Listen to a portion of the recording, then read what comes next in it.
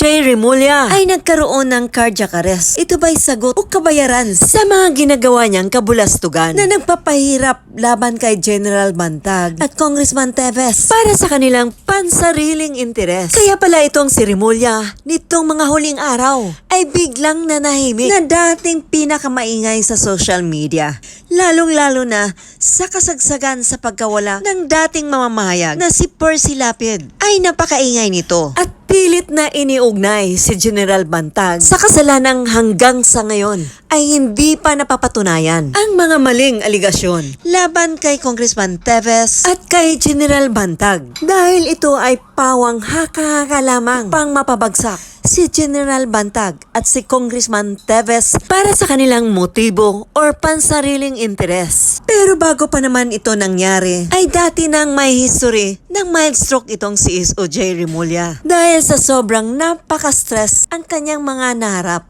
o kinakaharap. Kaya ito inaatake dahil bigla agad bumalik sa kanyang trabaho at nakarata ito ngayon ng 3 linggo na sa St. Luke. Kaya pala ito tahimik ngayon. Pero dapat responsable ang pamahalaan na ipaalam sa lahat ang kalagayan ni SOJ Remulla. Kailangan transparent sila ang administrasyong ito na ipaalam sa lahat ang kondisyon ni SOJ Remulla. Kaya pakinggan na natin ang pagbunyag ni Maharlika. Ito, breaking news tungkol sa kalagayan ni Secretary of Justice Boying Remulla. Nako, di ba bago lang siya na operahan triple heart bypass? That was 2 or 3 months ago. Tapos biglang tumahimik, wala nang balita sa kanya. Ito, mga puting ahas ni Fair Lady Maharlika, pasabog na naman. Ongoing pa ang live stream ni Maharlika at ako, comment na ko agad. Pakinggan natin, pasabog ni Madam Maharlika. Nung ito, yung mga nangyayari sa taong bayan. Kasi dapat, sa Lume, okay, sa Lume Baksal, dapat ang itong mga taong nasa gobyerno, okay, na mga kawatan sa kabanang bayan, na nagsasaid sa inyong pinaghirapan natin lahat, dapat sila ay maging responsable at transparent. Kasi, mga palangga, kinonfirm natin at ni isa sa mainstream media or sa social media, I believe, wala pang nag-uulat na si Remulla ay inaratay pala. Hindi naman tayo nag-wish. Pag minsan, out of kapulburan na nila, nag-wish din tayo ng bonggang-bongga ng mga bagay-bagay na minsan, ayan, sabi ni John Carlo, taray may ads. Na matagal nang may ads yan, 2 taon na yan palangga. Nahuli ka na sa banga. Yung ating Sendwave app, model nga ako dyan. Anyway, sabi ni Helen, sabi yung patay na ba si Bonjing with that? I don't know.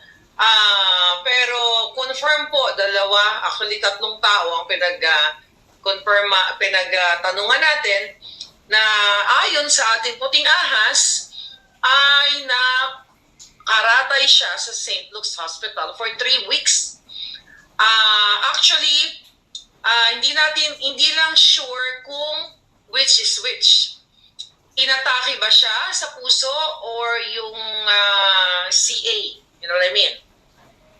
Or, yun, lahat naman tayo matsuchugi, okay? Wala namang makakaligtas. Diba? Lahat naman tayo babawian ng hininga. Okay? Basta make sure na bago ka bawian ng hininga, magbango yung hininga mo. Diba? Dapat hindi makyoho, hindi amoy shotok. Ang matinong mga Pilipino ay hindi nagdadasal sa ikapapahamak ng isang tao kahit ito ay masama o napakasama. Bilang Pilipino ay wish pa rin natin na gumaling si SOJ Remulla kahit ito ay nagdulot ng kasamaan sa bawat tao na kanyang inaapakan. Hanggat may buhay ay humingi na ng kapatawaran. And ito na ang rason upang hipuin siya ng ating Panginoon at baguhin niya ang kanyang pagkatao. Comment down. Nag-uulat, what's new? Sa hindi pa nakapag-subscribe, follow, and share, huwag niyong kalimutan na tangkilikin upang patuloy na makapaghatid ako ng magandang balita.